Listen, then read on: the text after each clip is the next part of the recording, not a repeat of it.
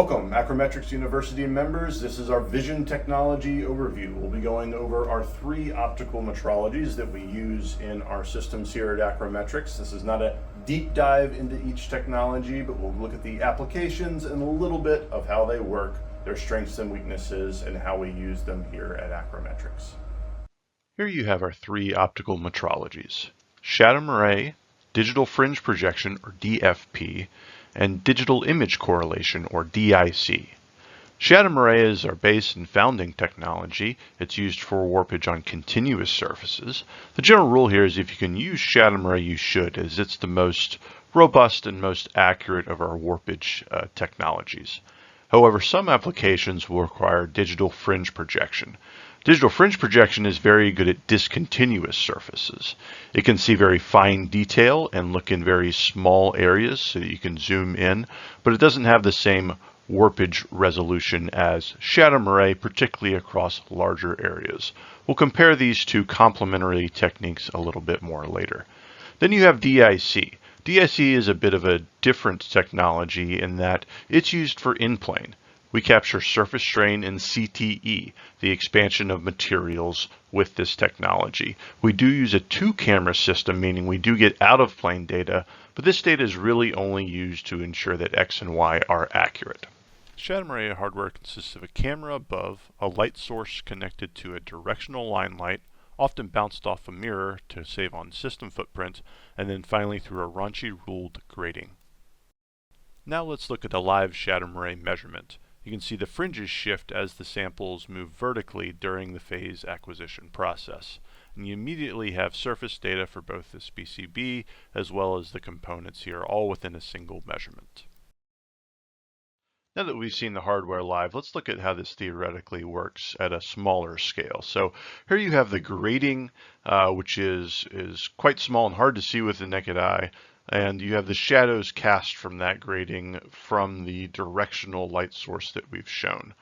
What you're going to have is you're going to have these repeating patterns of light and dark areas. Not here light and dark, but light in this general area and dark in this area, depending on how the shadow and the line itself overlap.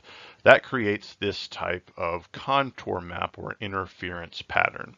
And by phase stepping, moving the sample up and down or the grating up and down, we can get highly accurate readings of the shape of this sample and its changes over temperature.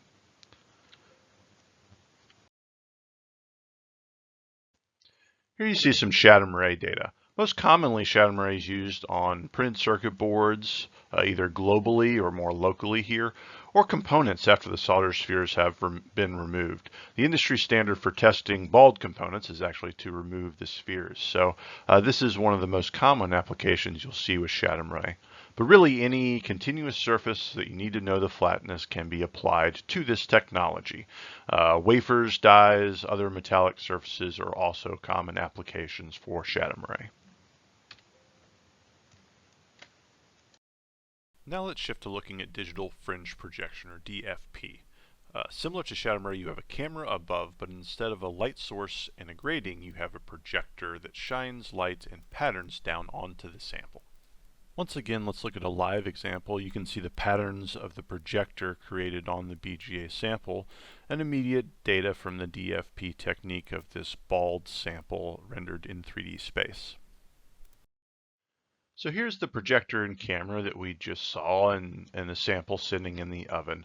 And what you see on the sample surface is this kind of contour pattern. Now, how DFP is measured is we calibrate against a flat, which would look like this with the lines running across, and then when the sample is placed inside the oven and changes over temperature, those lines curve. Now, similar to shadow moire, we also shift the pattern, and we also change the frequency of the pattern to help us gather the large gaps and sudden height changes that DFP is very good at measuring.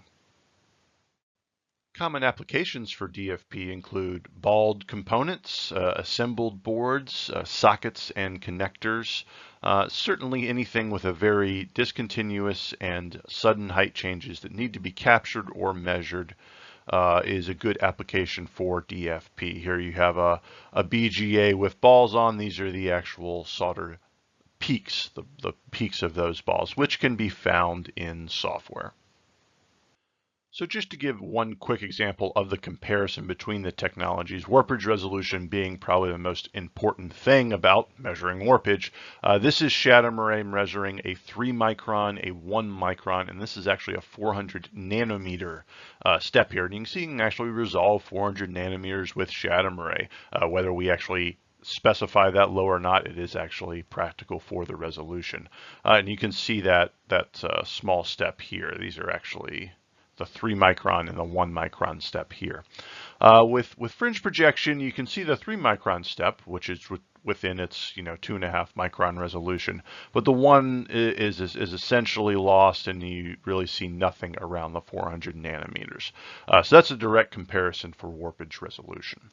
Finally, let's take a look at the DIC, digital image correlation technique. You have a speckled sample and 2 cameras with ambient light from above. So pretty simple hardware configuration here as discussed. You have 2 cameras. The light source is not directional. You just need lighting onto the sample. We calibrate where these physically are in space.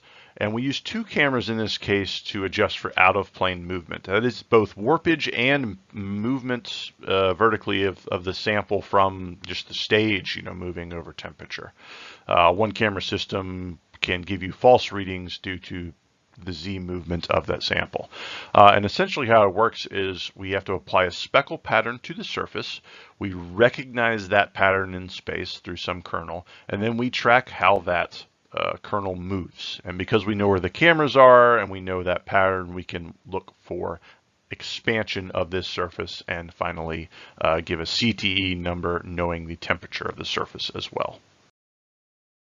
Here's some actual outputs from the DIC technology. This is a map of strain on the surface of the package expanding in this case. For example, in this case, this is a sample with a dye underneath. You can see the effect of that dye on the actual redistribution layer. And finally, we've included just an example of how we certify or qualify this technology over temperature, which is measuring a known expansion surface. In this case, this is copper, pure copper being measured. The red kind of diamonds here are our data, measured over temperature and known CTE values and kind of our expectations as specified to qualify this technology. All right, thanks for watching. That's been the Acrometrics Vision Technology Overview. We'll see you in the next one. To find out more about managing thermal warpage and strain, visit acrometrics.com, call 404-486-0880, or email sales@acrometrics.com.